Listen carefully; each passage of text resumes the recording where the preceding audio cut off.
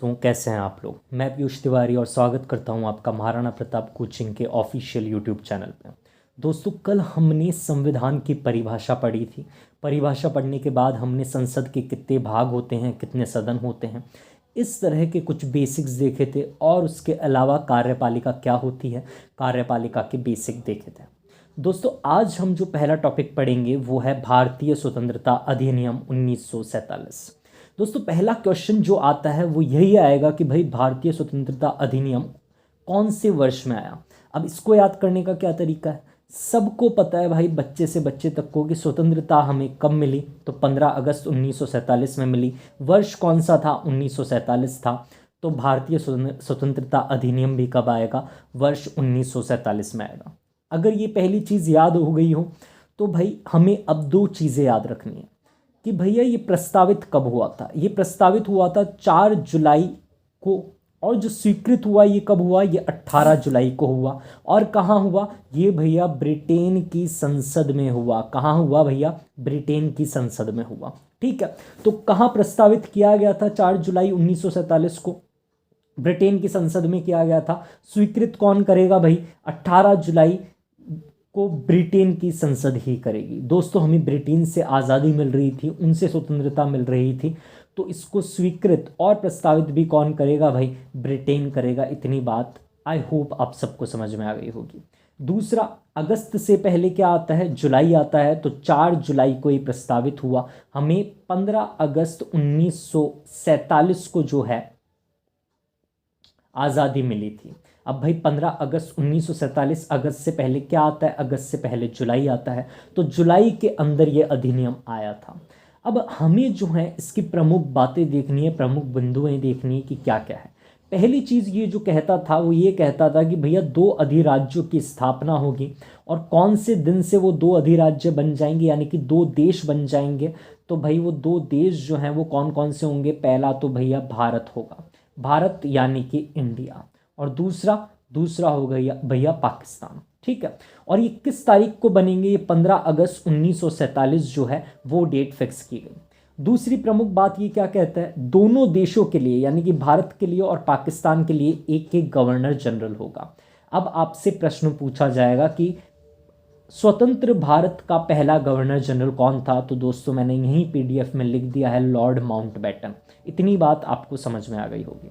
दूसरी चीज़ क्या है कि संविधान सभा जो बनेगी, संविधान सभा क्यों बनेगी, संविधान सभा जो है संविधान बनाने के लिए बनेगी, जो कि 1946 के कैबिनेट मिशन से बन चुकी थी। इसको हम आगे देखेंगे। ठीक है, तो संविधान सभा जो है वही विधान मंडल के रूप में काम करेगी। अब भैया आप पूछोगे विधान मंडल क्या होता है। देखो, विधान शब्द जो है वो विधेयक के अंदर आता है। ठीक है, विधान मंडल वो जगह होती है जहाँ पे विधेयक लाए जाते हैं। विधेयक क्यों लाए जाते हैं, कानून बनाने के लिए लाए जाते हैं। मान लीजिए ये जो है विधान मंडल है। ठीक है, अब इसके अंदर क्या होगा, विधेयक लेकर के आए जाएंगे। क्या लेकर के आए जाएंगे, विधेयक लेकर के आए जाएंगे। विधेयक जो है अगर पारित हो जाएंगे बहुमत से तो वो क्या बन जाएंगे भैया, वो कानून बन जाएंगे। क्या बन जाएंगे, वो कानून बन जाएंगे। उदाहरण के तौर पे जो संसद है वो एक तरीके से क्या है, विधान मंडल है। जो अगर मैं और अच्छे से बोलूं कि जो हमारे यूपी के अंदर जो विधानसभा है या राजस्थान के अंदर जो विधानसभा है वो वहाँ की विधान मंडल है। विधान मंडल वो जगह होती है जहाँ पर कानून बनते हैं।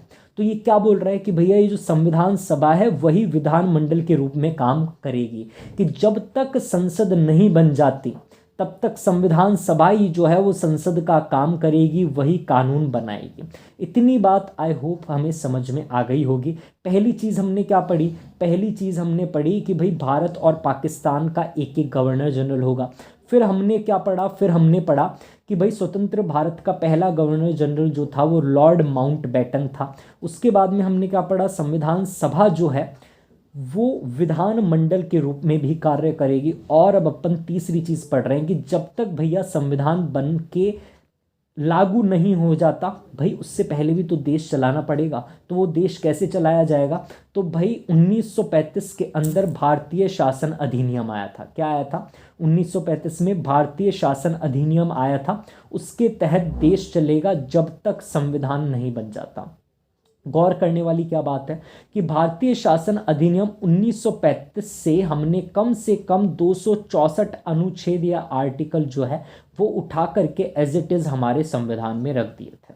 ठीक है, अब हमसे यही पूछा जाएगा कि भाई संविधान जब तक बन के लागू नहीं हुआ तो देश कैसे चला, तो वो भैया भारतीय शासन अधिनियम 1945 से चला। इसके ऊपर मैं एक अलग वीडियो बाद में बना दूंगा। ठीक है, अब हमारे पास में एक और मुख्य बिंदु क्या है जो हमें याद रखनी है कि भैया जो रियासतें थी, रियासत जैसे कि हैदराबाद हो गई, ठीक है, उन रियासतों को, उसके अलावा कौन सी हुई भैया, वडोदरा हो गई, ठीक है, भावनगर हो गई, उन रियासतों को ये ऑप्शन दिया गया, ये विकल्प दिया गया कि वो भारत के साथ भी जा सकते हैं और पाकिस्तान के साथ भी जा सकते हैं, और अगर वो चाहें तो खुद से स्वतंत्र रूप से अलग भी रह सकते हैं। तो इतनी बात आई होप आपको समझ में आ गई होगी। ये सारे इंपॉर्टेंट बिंदु आपको भारतीय स्वतंत्रता अधिनियम 1947 के याद रखना है, इसके बाहर से प्रश्न नहीं आएगा। इससे पहले कि हम संविधान पढ़ें, हम जो हैं भाई एक छोटा सा बेसिक होता है जो हमें ना स्कूल में क्लियर किया जाता है ना कॉलेज में क्लियर किया जाता है कि भैया यूके, ठीक है, उसके अलावा ब्रिटेन और उसके अलावा इंग्लैंड में क्या फ़र्क होता है। ठीक है, ये बच्चों को नहीं पता, और जब भी हम हिस्ट्री पढ़ते हैं, इतिहास पढ़ते हैं या संविधान पढ़ते हैं, इन तीनों का जिक्र आता है, तो एक बार इनको देख लेते हैं। दोस्तों है क्या ये तीनों ही, पहली चीज़ तो यूरोप में पढ़ते हैं। कहाँ पढ़ते हैं भाई, यूरोप महाद्वीप में पढ़ते हैं। अब आपको ये जो जगह दिख रही है, कौन सी जगह, ये वाली जगह, ये क्या है, ये पूरी की पूरी इंग्लैंड है। क्या है, इससे इंग्लैंड कहते हैं। ठीक है, उसके बाद में अगर मैं बात करूं तो भैया इसके साथ में, ठीक है, इसके पश्चिम में, इंग्लैंड के पश्चिम में एक देश है, कौन सा, वेल्स। ये लाल वाला जो आप देख रहे होंगे ये वेल्स है। ठीक है, और वेल्स के ऊपर जो है, इंग्लैंड के ऊपर जो ये नीला नीला आप देख रहे हैं वो क्या है, वो है स्कॉटलैंड। क्या है, स्कॉटलैंड। तो जब आप भैया, ब्रिटेन कैसे बनता है, England plus Wales plus Scotland. ठीक है, जब आप इस हिस्से को मिला दोगे तो उस हिस्से को हम क्या कहते हैं भैया, ब्रिटेन कहते हैं। ठीक है, अब आपको बगल में एक द्वीप और दिख रहा होगा, कौन सा द्वीप, ये वाला, ये आयरलैंड है। कौन सा देश है, आयरलैंड है। ठीक है, आयरलैंड का जिक्र हम पढ़ेंगे भाग 4 में, जब नीति निर्देशक तत्व पढ़ेंगे। आयरलैंड का अगर उत्तरी हिस्सा हम इससे मिला देते हैं, किससे मिला देते हैं, ब्रिटेन से मिला देते हैं, तो ये क्या हो जाएगा, तो भैया ये यूनाइटेड किंगडम कहलाएगा। आई होप आपको ये बेसिक सी चीज़ समझ में आ गई होगी। तो ब्रिटेन में क्या क्या आता है, ब्रिटेन में वेल्स आता है, ब्रिटेन में इंग्लैंड आता है, ब्रिटेन में स्कॉटलैंड आता है, और इन तीनों में जब आप उत्तरी आयरलैंड मिला दोगे तो वो क्या बन जाएगा, वो यूके बन जाएगा, यूनाइटेड किंगडम बन जाएगा। मैंने यहाँ लिख रखा है, आपको समझ में आ जाएगा। ठीक है, अब भैया यहाँ से जो है हमारे संविधान की कहानी चालू होती है। कैबिनेट मिशन कब आया, सबसे पहला प्रश्न आपसे जो पूछा जा सकता है वो ये पूछा जा सकता है, कौन से वर्ष में कैबिनेट मिशन आया।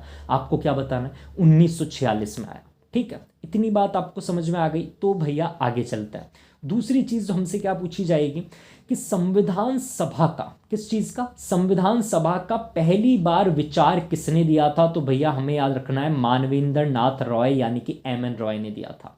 ठीक है, किसने दिया था संविधान सभा का पहली बार विचार, वो रखा था सबसे पहली बार विचार मानवेंद्र नाथ रॉय यानी कि एम.एन. रॉय ने। कौन से वर्ष में रखा था भैया, 1934 में रखा था। 1934 के बाद में क्या आता है, 1934 के बाद में 1935 आता है।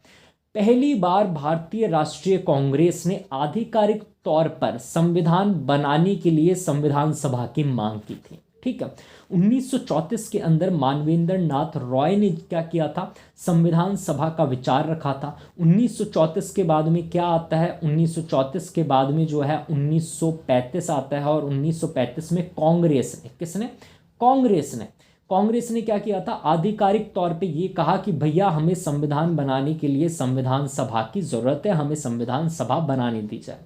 ठीक है, और उसी के 5 साल बाद पहली बार जो है सैद्धांतिक रूप से ब्रिटिशर्स ने कहा कि ठीक है, हम आपको संविधान सभा बनाने का प्रस्ताव रखते हैं। और वो प्रस्ताव किस नाम से जाना जाता है, वो प्रस्ताव जाना जाता है अगस्त प्रस्ताव के नाम से। अब इसको अगस्त प्रस्ताव क्यों कहते हैं, क्योंकि भैया ये अगस्त महीने में आया था। अगस्त महीने कौन से वर्ष के, 1940 के। ठीक है, तो दो चीज़ें आपसे ही पूछी जाएगी। अगस्त प्रस्ताव किसकी बात करता है, तो भैया ये संविधान सभा की बात करता है, वो संविधान सभा जो कांग्रेस ने 1935 में मांगी थी। ठीक है, पहली चीज़ तो ये हो गई। अगला पूछा जाएगा अगस्त प्रस्ताव कब आया, तो अगस्त प्रस्ताव 1940 के अगस्त महीने में आया था। उसके बाद में हमें क्या याद रखना है कि भैया मार्च 1946 को कैबिनेट मिशन जो है उसकी भारत में प्रस्थान हुआ। ठीक है, कैबिनेट मिशन में कितने लोग थे भैया, कैबिनेट मिशन में 3 लोग थे। ठीक है, कैबिनेट मिशन में कितने लोग थे, कैबिनेट मिशन में 3 लोग थे। 3 लोग कौन कौन थे, तो पहला जो सबसे इंपॉर्टेंट आदमी है वो याद रखना है।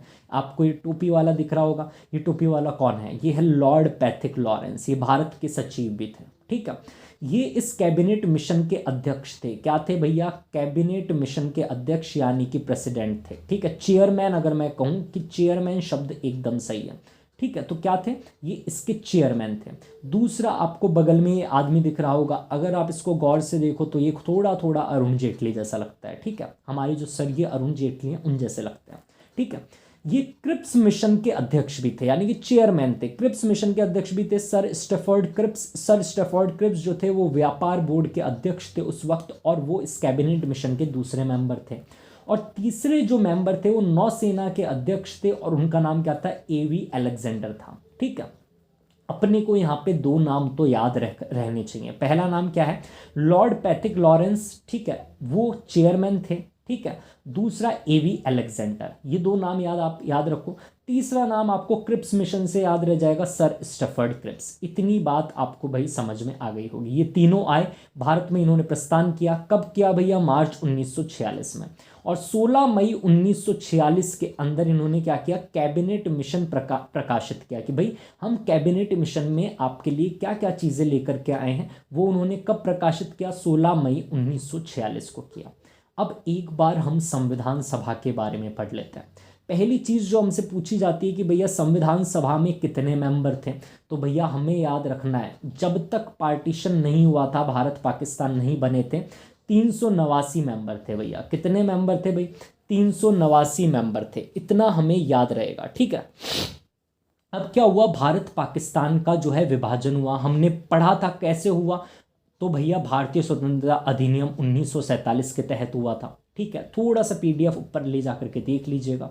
उसके बाद में क्या हुआ, जैसे ही भैया इंडिया और पाकिस्तान का पार्टीशन हुआ, तो इन 389 में से जो है 90 मेंबर कहाँ चले गए, 90 सदस्य चले गए पाकिस्तान में। अब भैया आप 389 में से जब 90 घटाओगे तो आपके क्या बचेगा, 299। ठीक है, यानी कि भारतीय कौन से विभाजन के बाद में जो भारत बना उसके कुल मेंबर, कुल सदस्य कितने थे, तो भैया 299 थे। आई होप आपको ये चीज़ याद रहेगी। तो 389 आपको याद रखना है। ठीक है, और 90 याद रखना है। 90 घटा लीजिएगा, जो पाकिस्तान चले गए बच्चे 299। ये वाला डेटा आपका कंप्लीट हो गया। ठीक है, अब इन 389 में से, ठीक है, जब विभाजन नहीं हो रखा था, रियासत के लोग कितने थे, जो मनोनीत होकर के आए थे रियासत से, वो थे 93। भैया कितने थे, 93। और ये जो 70 मैंने अलग रंग में लिखा हुआ है, ये विभाजन के बाद के थे। ठीक है, विभाजन होने के बाद में कितने बचे, 70 बचे। दूसरा, प्रांतीय विधायिका सभा। अब हमें क्या समझना है कि भाई जैसे आज हमारे अलग अलग राज्यों में विधानसभा है, उस वक्त अलग अलग प्रांत होते थे।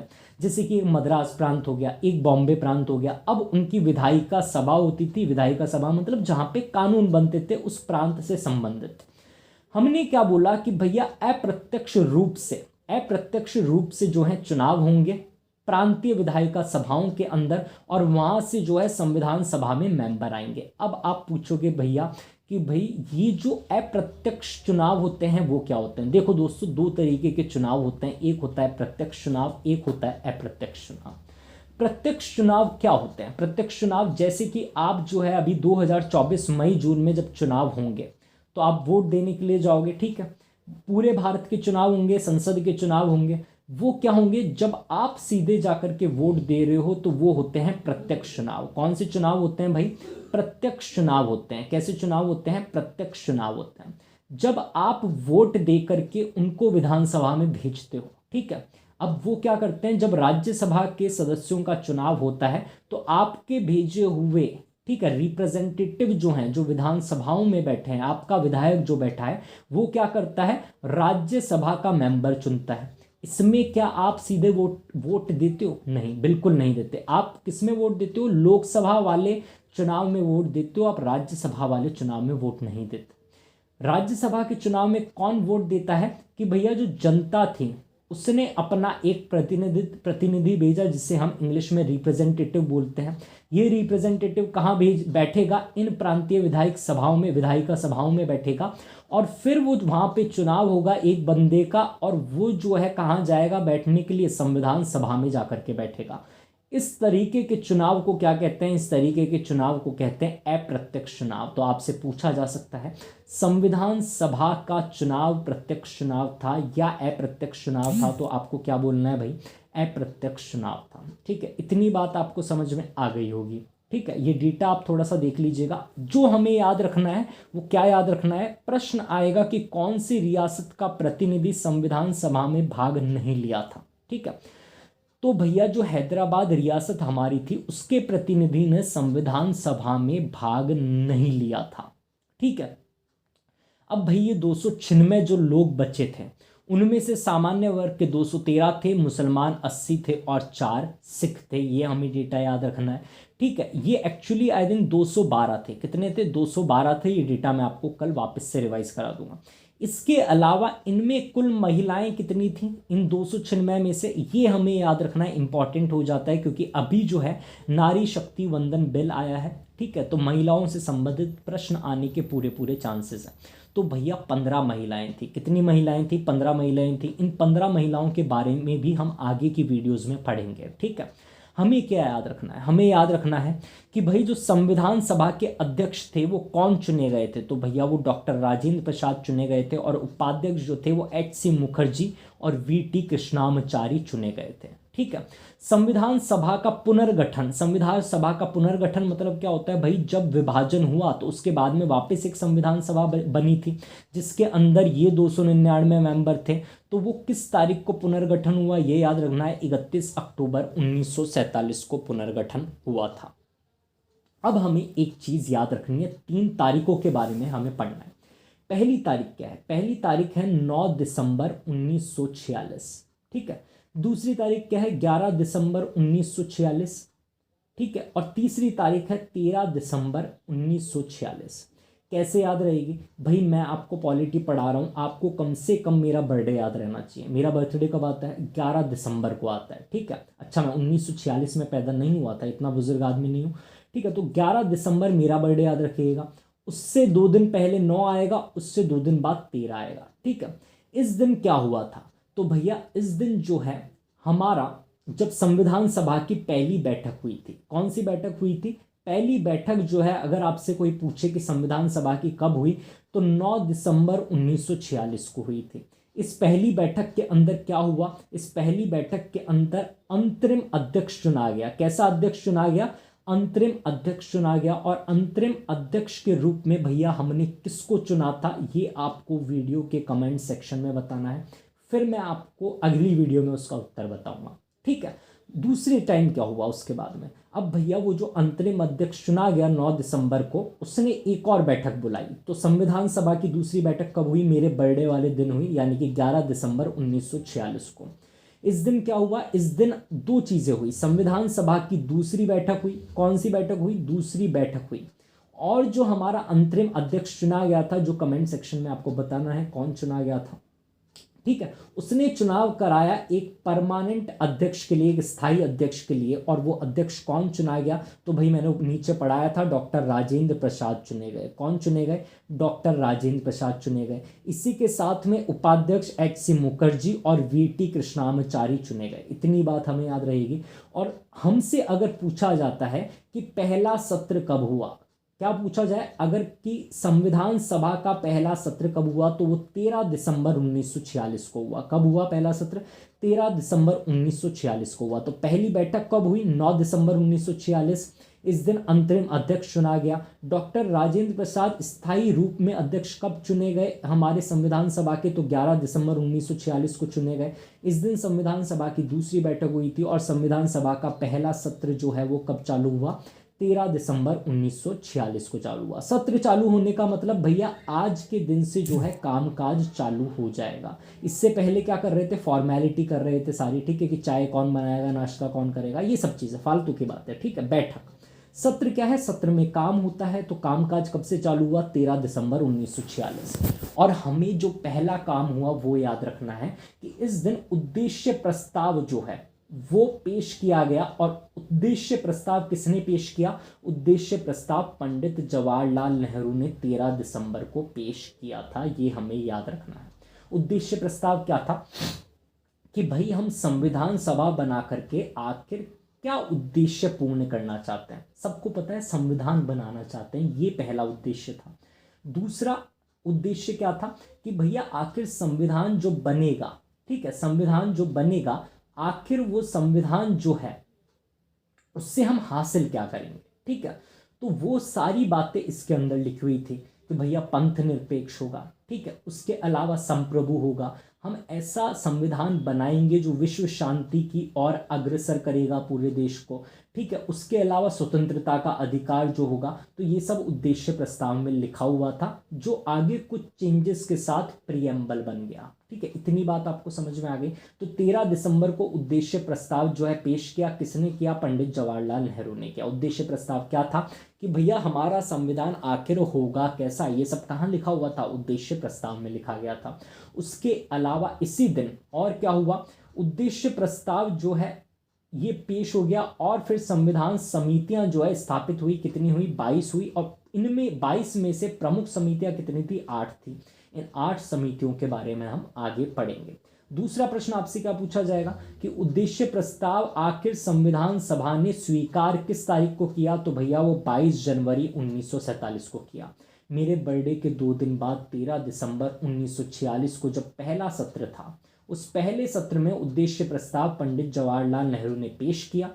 पास कब कराया, उसे स्वीकृत कब कराया, 22 जनवरी 1947 को कराया। प्रमुख समितियां कितनी थी संविधान की, तो भैया 8 थी। उसके अलावा एक और चीज याद रखनी है, आपने पढ़ा होगा, मैंने आपको इस वीडियो की शुरुआत में जो है हमारा स्वतंत्रता अधिनियम जो विधेयक था वो पढ़ाया था, जो कब आया था, 1947 में आया था।